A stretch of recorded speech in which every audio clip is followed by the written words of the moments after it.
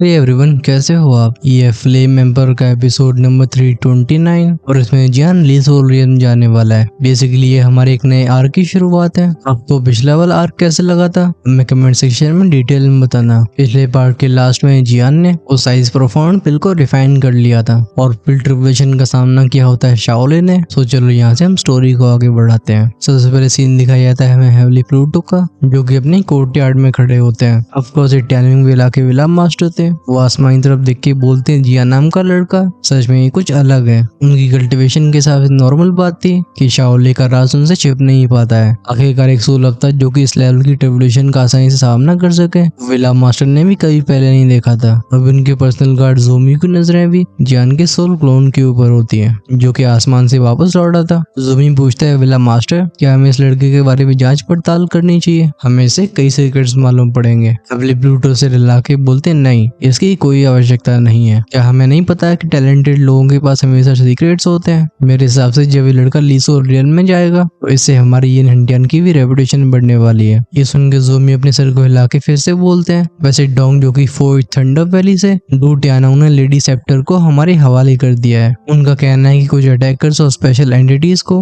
उस thunder sceptre के अंदर सील किया गया है। लगता है डार्क फोर्सेस कुछ बड़ा प्लान कर रही हैं। विला मास्टर अपने सिर को उठा के बोलते हैं, इस बार जब हम लीसो रियल में जाएंगे तो हमारी टीम को लीड करोगे। हमें खासकर टैनों की बेटी चीफे के ऊपर ध्यान देना होगा। जोमी थोड़ी चौंक से जाते हैं। वो बोलते हैं, दुकीफे उस बच्ची की स्ट्रेंथ तो ठीक है, लेकिन लीसो रियल में हमें उसे क्या ले जाना चाहिए? हेवली प्लूटो की आवाज थोड़ी सीरियस हो जाती है। वो बताते हैं, हमारा डिसीजन नहीं है, लीसो रियल ने खुद उसका नाम सिलेक्ट किया है। तुम्हें वहाँ पहुँच के सब मालूम पड़ जाएगा। क्या जोमी कुछ और सवाल पूछने के बाद चीजों की तैयारियों में लग गए थे। सीन जियान की तरफ भी आता है। आइस प्रोफाउंड पिल को रिफाइन करने के बाद जियान बिल्कुल आराम नहीं करता है, बल्कि वो सीधा शाओगी और दुकीफे से मिलने चला गया था, क्योंकि विला मास्टर उसके लिए कोई परेशानी खड़ी नहीं करते हैं, इसलिए उसके सामने कोई परेशानी नहीं आती। जब जियान डोंगजो वाले कोर्टयार्ड में पहुंच के मेन हॉल का दरवाजा खोलता है, उसे शाओगी दुकीफे पहले ही इंतजार करते हुए दिखाई दिए थे। इन्हें देख के जियान के चेहरे पे स्माइल आ जाती है। शाओगी खड़े होकर बोलता है, बिग ब्रदर उस डीमन पॉइजन एम्प्रेस का हुआ क्या सब ठीक है? उसे सारी बातें पता नहीं थी, लेकिन इतना जरूर समझ आ रहा था कि जियान की बॉडी में ऐसा प्रेशर है जो उसने कभी फील नहीं किया। हमें बोलना नहीं चाहिए कि शाओगी अपनी लाइफ में कई पावरफुल एक्सपर्ट्स को देख चुका था, खासकर उसके फादर को फाइट करते हुए। जियान का आवाज में कहता है, डीमन पॉइजन एम्प्रेस भाग गई, लेकिन उसके क्लैन के मेंबर्स और डीमन सप्रेशन प्रिजन के अंदर जितने इविल बीइंग्स थे वो सब खत्म हो चुके हैं। क्या चीफ यार डिटेल्स नहीं पूछती, वो सीधे जियान की सिचुएशन समझना चाहती थी। जियान हल्का सा सिर हिला के बोलता है, नहीं, मुझे कोई परेशानी नहीं हुई है, तो बस हमें वेट करना है, क्योंकि जल्दी विला मास्टर हमें लिसोल रियल्म लेके जाएंगे। लिसोल रियल्म की फेस सुन के थोड़ा सा चुप हो गई थी। उसके एक्सप्रेशन में साफ था कि इस नाम से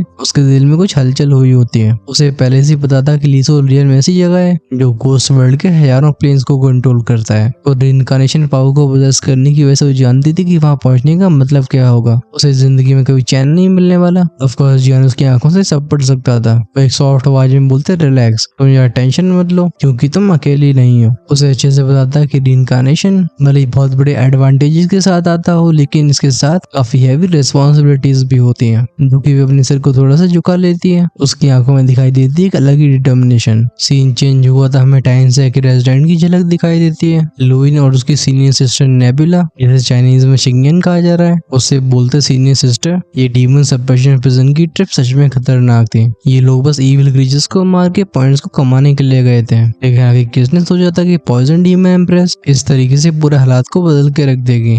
टॉप 10 में होने की वजह से इन्हें लिसोल रियल्म जाने का मौका मिला है, जो कि इनका मेन गोल था। उसकी सीनियर सिस्टर शिंगन बोलती, हमारे मास्टर ने कहा था इस बार हमारा लिसोल रियल्म पहुंचना बहुत जरूरी है, वरना हमारा सेट डिक्लाइन की तरफ चला जाएगा। और लगता है हमने उन्हें निराश नहीं किया। जब हम लिसोल रियल्म से वापस लौटेंगे तो मास्टर जरूर सरप्राइज होने वाले हैं। खैर इनके बीच में बातें तो कही थी, लेकिन हम चलते हैं वन सोल पैलेस में, जहाँ दोनों सीनियर और जूनियर डिसाइपल्स मौजूद होते हैं। इनमें छोटा भाई लिलेन बोलते, सीनियर ब्रदर, लिसोल रियल्म में ऐसा क्या खास है? जवाब में लिन युआन बोलते, लिसोल रियल्म ये घोस्ट वर्ल्ड की वो जगह है जहाँ पे हमें सबसे शानदार ग्रोथ मिल सकती है। ऑफ कोर्स वहाँ पे कंपटीशन भी ऐसा ही होगा। इसकी आंखों में एम्बिशन अलग से दिखती है। दूसरी तरफ वो 1000 पपेट घोस्ट का लुयांग अभी अंधेरे में बैठा होता है। वो एक कोल्ड आवाज में कहता है, लिसोल रियल्म, मैं उस एंशिएंट पपेट टेक्निक को हासिल करके रहूंगा, क्योंकि उसका सैक लिसोल रियल्म से ही आया होता है। इस लुयांग के पास मकसद और एक्सपीरियंस दोनों होते हैं। सोल बीस्ट अलायंस के क्वार्टर में शेंजिन हंस के बोलता है, लिसोल रियल्म में एंट्री मिलना ये मेरी सोल बीस अलायंस के लिए बहुत बड़ा बूस्ट होगा।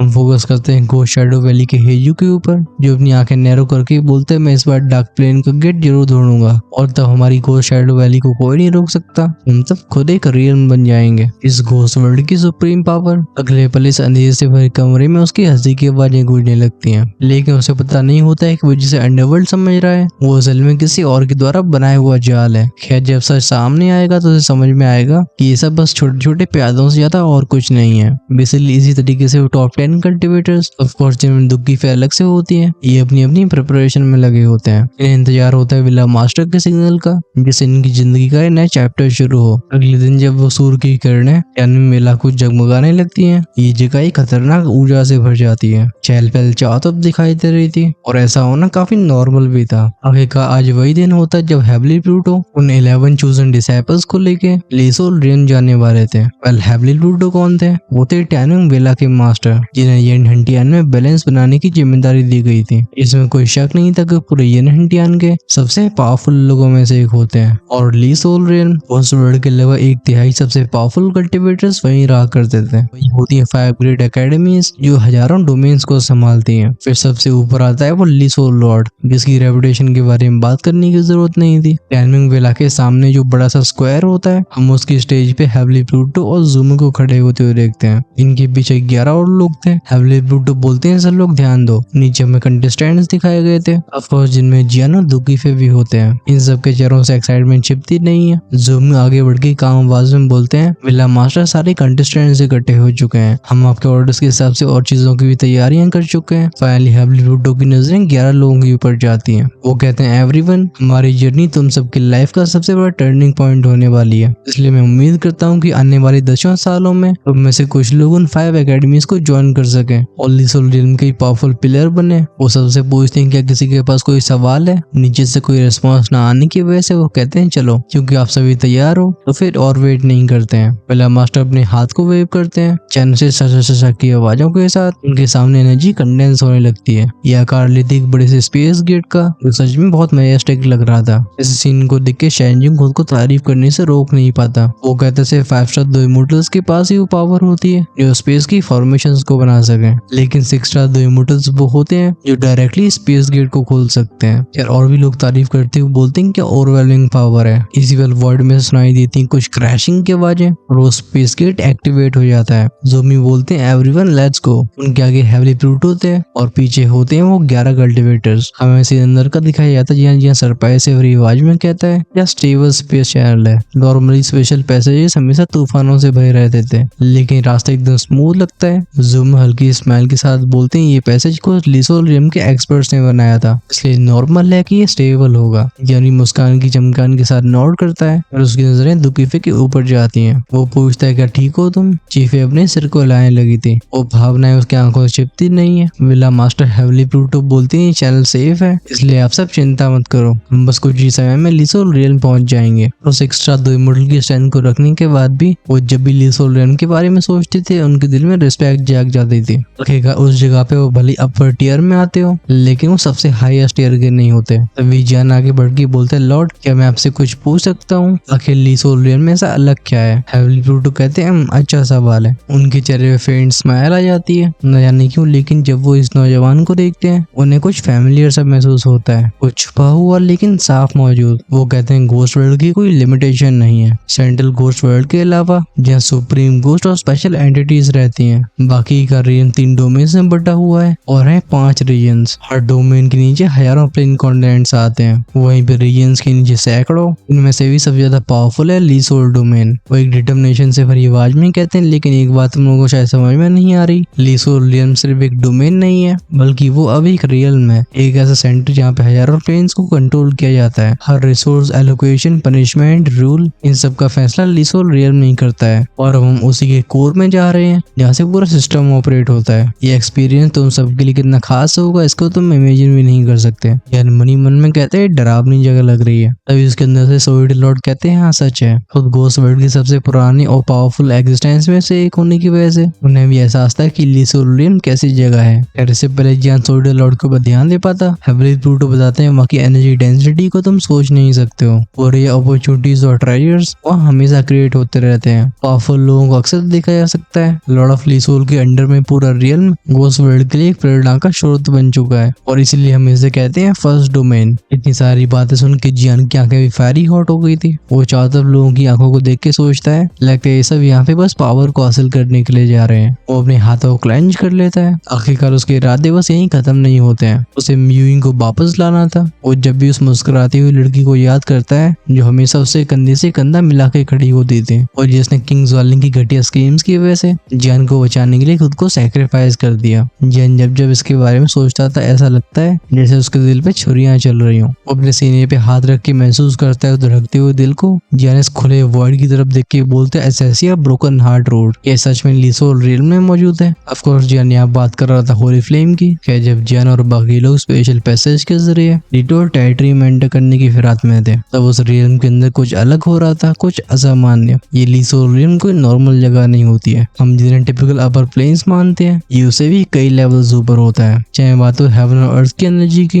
या फिर स्पेस की स्टेबिलिटी की और हाई लेवल के एक्सपर्ट्स का मौजूद होना। लीसोल सब में टॉप नॉच होता है। अपनी ऐसी खासियतों की वजह से इस रियल्म को बहुत सारे पावरफुल फैक्शंस अपना घर बना लेते हैं, लेकिन सरप्राइजिंगली इनमें से किसी की भी लीसोल लॉर्ड के खिलाफ जाने की हिम्मत नहीं होती। ये भले एक दूसरे से कम्पीट करते रहते हो लेकिन जो यहाँ की सुप्रीम अथॉरिटी होती है लीसोल टेम्पल और 5 ग्रेट एकेडमीज सब जैसे इनकी पूजा सी करते थे। ये ऑर्गेनाइजेशन इस पूरे रियल्म की व्यवस्था बनाती है। लीसोल टेरिटरी के अंदर जहाँ इसका कोर होता है हम उसमें 5 ग्रेट एकेडमीज के अलावा टेम्पल ऑफ लॉर्ड लीसोल के ऊपर फोकस करते हैं। ये एक ऐसा प्लेस होता है जैसे डिवाइन प्रोविजन से ढक रखा था। लोग बस इसके बारे में इमेजिन नहीं कर पाते हैं, किसी को इसकी रियलिटी मालूम नहीं होती। बाहरी लोगों को पता होता है कि इस रियल्म में 4 मेन फैक्शंस कंट्रोलर का काम करते हैं जो कि होते हैं court of judgment, court of adjudication और स्पिरिट एकेडमी और सोल एकेडमी। लेकिन जो ऊपर तक पहुंच रखने वाले लोग होते हैं वो जानते थे कि एक 5वां फैक्शन ही मौजूद है जिसका नाम है the senate. Court of adjudication ये बेसिकली दुश्मनों को सप्रेस करने और गुनहगारों को पकड़ने का काम किया करते थे। ये एलीट पावर हाउस मौजूद होते हैं जिनकी डर से दुनिया कांपती है। वहीं पे अर्थ स्पिरिट एकेडमी का काम होता है लीसोल डोमेन के लिए खास टैलेंट्स को तैयार करना। कहा जाता है इनके पास ही वो चीव डिवाइन सोल कप है, एक ऐसा एंशिएंट रेलिक जो किसी की नष्ट हो चुकी सोल ओरिजिन को भी पूरा कर सकता था। वहीं पे कोर्ट ऑफ जजमेंट का नाम होता है जज करना, मतलब वही मुकदमे वगैरह चलाने। जिनका नाम यहाँ के जजमेंट ऑर्डर में आ जाए उन्हें परछाइयों में भी छिपकर भी छोड़ा नहीं जाता। वहीं पे सोल एकेडमी सबसे रहस्यमयी ऑर्गेनाइजेशन होती है। इसे लॉर्ड लीसोल ने खुद स्थापित किया था। ये बेसिकली और फैक्शंस के मामलों में इंटरफेयर नहीं करते हैं। इनका गोल बस एक होता है सोल आर्ट्स की खोज और एंशिएंट सीक्रेट्स की रिसर्च करना, साथ में नई नई unique soul based martial technique को विकसित करना। इस एकेडमी के अंदर असली काम क्या होते हैं शायद इसके बारे में लॉर्ड लीसोल के अलावा और कोई अच्छे से नहीं जानता था। शुरुआत में 4 ऑर्गेनाइजेशन काफी शांति से चल रही होती हैं, लेकिन फिर आता है 5वां फैक्शन द सेनेट। ये किसी से जुड़ा नहीं होता। कहा जाता है कि इनके मामलों में लीसोल लॉर्ड की भी इंटरफेयर करने की हिम्मत नहीं होती है। सेनेट के पास वो अथॉरिटी थी जो एक शब्द में हजारों प्लेन्स के रूलर्स को उनकी पोजीशन से गायब करते हैं। यहाँ तक कि उन 4 फैक्शंस और लीसोल टेम्पल में जो कोर पर्सनल्स होते हैं वो भी सेनेट की देखरेख में होते थे। कई बार लॉर्ड ऑफ लीसोल को भी सेनेट जज किया करता था और सेनेट तभी बीच में आता है जब चीजें बहुत ज्यादा इंपॉर्टेंट हो, वरना डे बाई डे के काम को तो बाकी कोर्ट संभाला करते थे। और ऐसा क्यों है? वेल सेनेट के जो मेंबर्स होते हैं वो होते हैं एंशिएंट मॉन्स्टर्स, वो छिपे हुए शांत लेकिन बहुत कम देखे जाने वाले लोग। जब तक कोई ऐसा डिजास्टर नहीं आ जाता जो पूरे लीसोल डोमेन को खतरे में डाल दे, ये ओल्ड घोस्ट तब तक सामने नहीं आते हैं। लीसोल टेरिटरी का जो कोर एरिया था हम इसकी गहराई के उन बैरियर्स के अंदर टके हुए उस विशाल का टेम्पल को देखते हैं। ये होता है लॉर्ड ऑफ लीसोल का टेम्पल। इस जगह के बीच में जो हॉल होता है उसके ब्लैक थ्रोन के ऊपर बैठी एक मूर्ति धीरे धीरे एक्टिवेट होने लगती है। ये एक मिडिल एज मैन था लेकिन इसकी पूरी बॉडी को उस ब्लैक मिस्ट ने ढक रखा होता है। भले इसकी बॉडी से कोई एनर्जी फ्लक्चुएशन रिलीज न हो रही हो, लेकिन तब इस हॉल में जो घोस्ट मौजूद थी वो एटमोसफेयर को बहुत ज्यादा टेंस कर देती है। ऐसा लगता है यहाँ पे हेवन और अर्थ की एनर्जी भी नहीं आ पा रही हो। वो काले रंग का फिगर हफ हफ करके बोलता है अब हजारों साल बीत चुके हैं, शायद ये मेरा आखिरी मौका है, क्योंकि अगर मैं अभी ब्रेक थ्रू नहीं कर पाया तो शायद मेरा रास्ता यहीं पे खत्म हो जाएगा। इस बंदे की आवाज काफी थकान से भरी होती है। लगता है उसे कुछ सोच के गुस्सा आ गया था। वो डेमेट करके बोलते अगर वो बुद्धा रियल्म डीमन रियल्म मुझे धोखे से डीमन एम्पायर को सील करने के लिए नहीं ले जाते तो शायद आज चीजें अलग होती और तुरंत ओल्ड मास्टर्स ने मुझसे कहा था कि सोलिटर लॉर्ड का सोलिटर टेलिस्मैन अंत में मेरे हाथ में होगा, जिससे मैं फाइनली ब्रेक थ्रू कर पाऊंगा। हालांकि मैंने सोलिटर लॉर्ड को तो हरा दिया, लेकिन उसकी रेमनेंट सोल वो सोलिटर टेलिस्मैन को लेकर यहाँ से बच निकली। साथ में डीमन एम्पर से भी मेरी दुश्मनी हो चुकी है। अगर वो अपनी सील से आजाद हो जाता है तो एक रीइंकार्नेशन लेवल की बीइंग होने की वजह से वो मेरे पूरे रियल में कियोस मचा देगा। वो बस मेरे लिए एक बड़ा खतरा नहीं है, बल्कि पूरी घोस्ट वर्ल्ड के लिए वो एक बड़ी कैटास्ट्रॉफी है।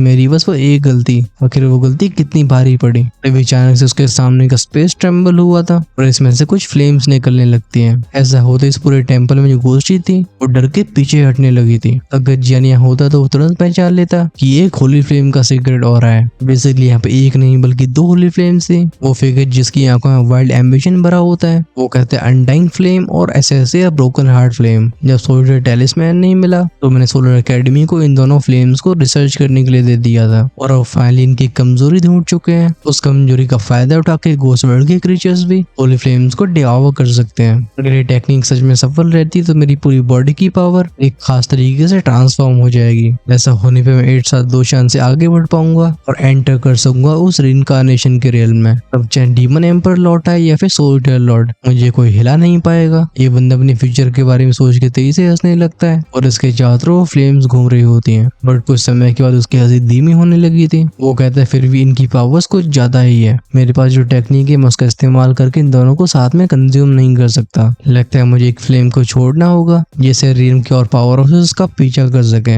जब ये सब डिस्ट्रैक्ट होंगे तो मैं घोस्ट वर्ल्ड की सबसे गहरी अवेस में जाके अपने सुप्रीम पाथ को ढूंढूंगा। तभी घोस्ट वर्ल्ड ही नहीं बल्कि इस पूरे ग्रेट 1000 वर्ल्ड के 7 रियम्स मेरे सामने अपने सिर को झुकाएंगे। इतना बोलते ही बूम बूम बूम की आवाजों के साथ इसकी बॉडी में से रिलीज होती है टेरिफाइंग वेव्स। ये एक बहुत ही इंटेंस प्रेशर था जिससे आसमान और जमीन रंग बदलने लगते हैं और हवाएं भी शांत हो गई थी। ऑफ कोर्स अब तक हम जान ही चुके हैं ये और कोई नहीं बल्कि लीसोल डोमेन का असली लॉर्ड होता है, लॉर्ड ऑफ लीसोल। चलो हम वापस से स्पेस पैसेज में लौटते हैं। कई दिनों की जर्नी के बाद जियान के सामने फाइनली एक सफेद रोशनी की चादर आती है। इस वक्त किंग प्लूटो जो कि हवा में आंखें बंद करके बैठे हुए थे वो फाइनली बोलते हैं लिटिल वंस हम पहुंच चुके हैं। एक्साइटमेंट तो जियान की आंखों में भी दिखता है। सामने फैलने वाली सफेद रोशनी एक काइंड ऑफ हैवी प्रेशर को रखती थी जो सीधा उसके हार्ट को ट्रेम्बल करता है। जैनिस लीसोल डोमिने बस अपनी पावर को बढ़ाने के लिए नहीं आया था, हालांकि उसके लिए अनडाइंग फ्लेम को ढूंढ के ऑब्जर्व करना भी जरूरी है, लेकिन उसका असली गोल है अपने मास्टर के लिए उस ओरिजिन सोल कप को हासिल करना, जिससे सोलिटर लॉर्ड अपनी पीक पे वापस लौट सके और शुरुआत हो सके उनके काउंटर अटैक के। और साथ में शाओगुई के बारे में पता लगाना चाह रहा था, लेकिन इन सब में भी जो सबसे ज्यादा जरूरी चीज होती है वो थी एसएससी हार्ट ब्रोकन फ्लेम, क्योंकि म्यूइंग को उसी से रिवाइव किया जा सकता था। बगल में खड़ा शाओगुई भी हल्की आवाज में कहता है लीसोल डोमेन, न जाने क्यों, लेकिन जब वो इस जमीन के पास जाता है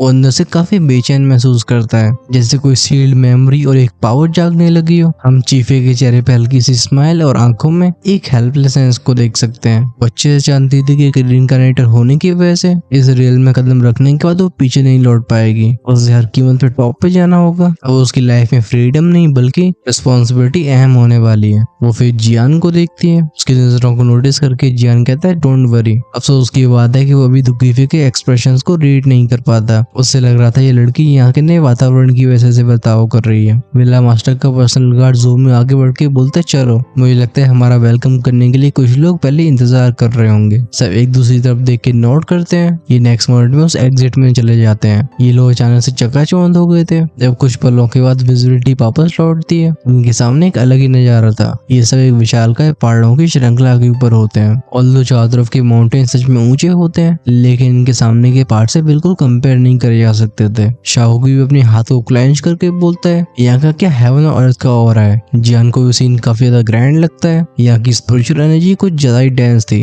इसी पल हेवली प्लूटो और ज़ोमियो के फिगर इनके पीछे से गायब हो गए थे। बस रह जाते हैं कुछ शब्द जो कहते हैं लिटिल वंस यहाँ से तुम सब अपनी किस्मत को खुद कंट्रोल कर रहे होगे। और इसी चारों ग्रेट कोर्ट्स का वो ट्रायल शुरू होता है। जब इन सबकी नजर नीचे जाती इन्हें कुछ पुराने गांव दिखाई देते हैं। इनके ऊपर की वो काली धुंध हटने लगी थी। तभी हम इनके सामने कई स्टेप्स को अपीयर होते हुए देखते हैं। ये सीढ़ियां सफेद रंग के जेड स्टोन से बनी हुई थी। ऐसा लगता है ये आसमान में जाती हूँ। शेंजिंग जिसके चेहरे पे सीरियस एक्सप्रेशन होते हैं तो ये व्हाइट जेड स्टेप्स हैं। भले उसने एक भी कदम आगे न बढ़ाया हो, लेकिन तब भी इन सीढ़ियों में से उसे एक अजीब ही प्रेशर फील हो रहा था। इनके नीचे के सुनसान से गांव और आसमान में जाती हुई सीढ़ियां ये सिचुएशन को काफी टेंस बना रही होती है। अभी शाओगुई जो कि नॉर्मली घबराता नहीं था, उसके चेहरे पे भी हेजिटेशन को आते हुए हुए देखते हैं। वो कहता है इन पत्थरों में कुछ रहस्यमय है। जब लोग मनी मन में परेशान हो रहे होते हैं इसी पल आसमान में गूंजती एक बूढ़ी सी आवाज। हम एक ओल्ड मैन को अपीयर होते हुए देखते हैं जिसका शांत चेहरा और गहरी नजरें थी। वो हंस के बोलता है तुम सबके नए चेहरों को देख के सच में अच्छा लगा। लगता है तुम सब बाहर से आए होगे राइट। जियान हाथ कप करके बोलते सीनियर हम बस यहाँ पहुंचते ही जा रहे हैं और इन सीढ़ियों के बारे में हमारे पास कोई खास जानकारी भी नहीं है। वो एल्डर कहते हैं लगता है तुम सब लोअर प्लेन से आए हो। यह न जाने कितनी पावरों रोज पहुंचते हैं। खैर इन सीढ़ियों को कहा जाता है स्काई क्लाइंबिंग स्टोन स्टेप्स। इन स्टेप्स के ऊपर लॉर्ड लिसोल की मूर्ति है। अगर कोई स्टैचू तक पहुंच पाता है तो उसके पास एक विश होगी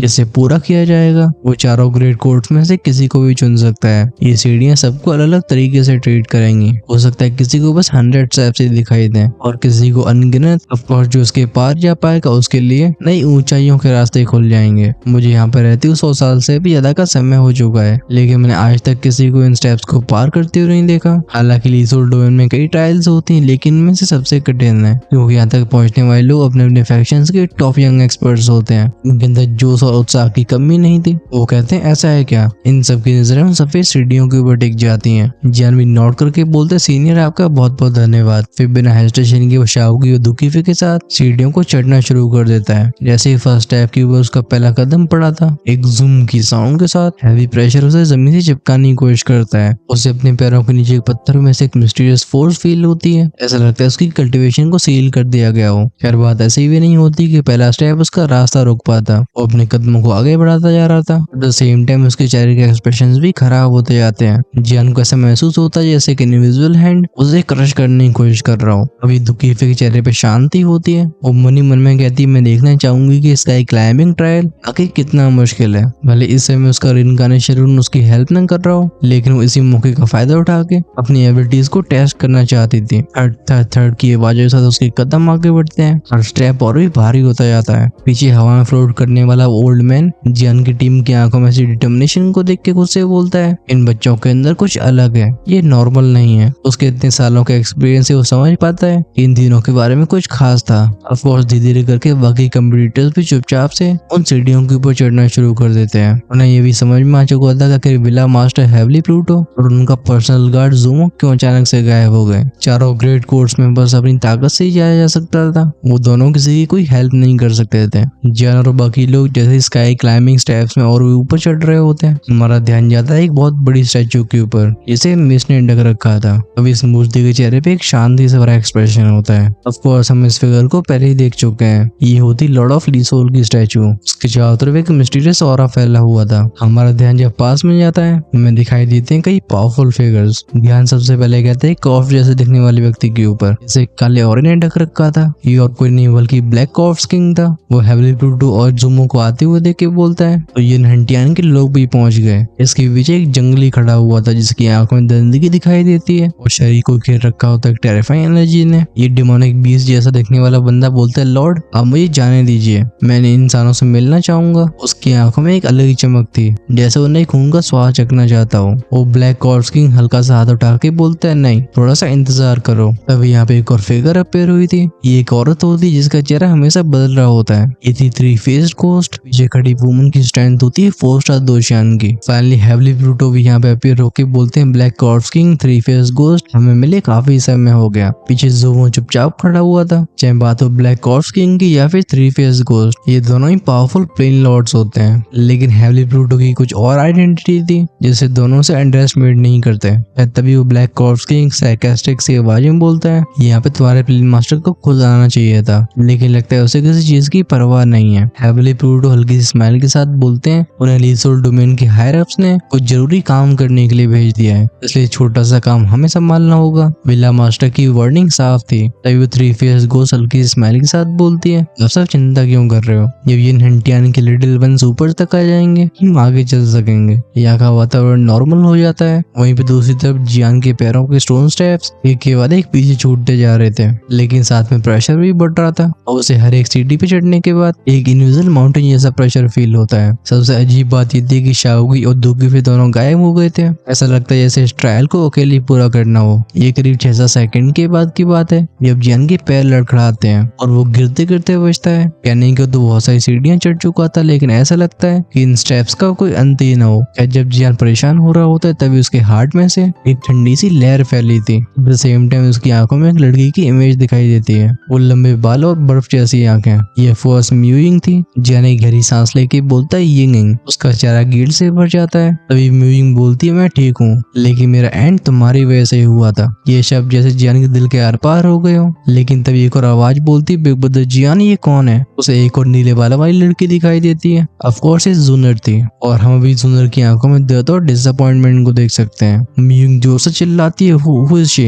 दोनों की आंखों में आंसू आने लगते हैं। ये देख के जियान का चेस्ट टाइट हो जाता है। उसे गिल्ट की चेन जकड़ने लगी थी। तभी उसके शरीर के अंदर सोडी लॉर्ड हल्की आवाजें बोलते हैं ये सारे इल्यूजन इसकी गिल्ट से बने हैं। लगता है अगर वो बच्ची म्यूइंग वापस ना आई तो ये गिल्ट इस बच्चे को आगे बढ़ने से रोक देगा। जियान अपने दांतों को क्लेंच करके बोलता है यिंग मैं इस बार तुम्हें वापस जरूर लाऊंगा। जूनर तुम मेरा थोड़ा सा और इंतजार करो, मैं किसी को पीछे नहीं छोड़ने वाला। इसी साथ एक मॉन्स्टर सौरा जो कि बूम की आवाज के साथ रप्ट हुआ था, उसके सामने दोनों इल्यूजन्स किसी रेत की तरह उठ जाते हैं और जियान के कदम और भी तेज हो जाते हैं। हम करते हैं फास्ट फॉरवर्ड। जब वो आखिरी स्टेप को पार कर लेता है स्टैचू के सामने विला मास्टर हैवली प्लूटो से स्माइल के साथ देख रहे थे। वो कहते हैं फाइनली। जब उस थ्री फेस घोस्ट की नजरें जियान के ऊपर गई थी वो हल्की सी फ्लैश होती हैं। थ्री फेस घोस्ट बोलती रूलर वाला लड़का, ये मुझे सच में इंटरेस्टिंग लग रहा है। खैर यही वो पल होता है जब जियान ने लीसोर टेरिटरी के कोर में अपना पहला कदम रखा था। आगे होने वाला एक सिंपल सा कॉन्टेस्ट, लेकिन उसे इस एपिसोड में पूरा एक्सप्लेन नहीं किया जा सकता है, इसलिए चलो हम उसे कंटिन्यू करेंगे नेक्स्ट पार्ट में। आप सब कमेंट्स में लिख के बताओ कि जियान चारों में से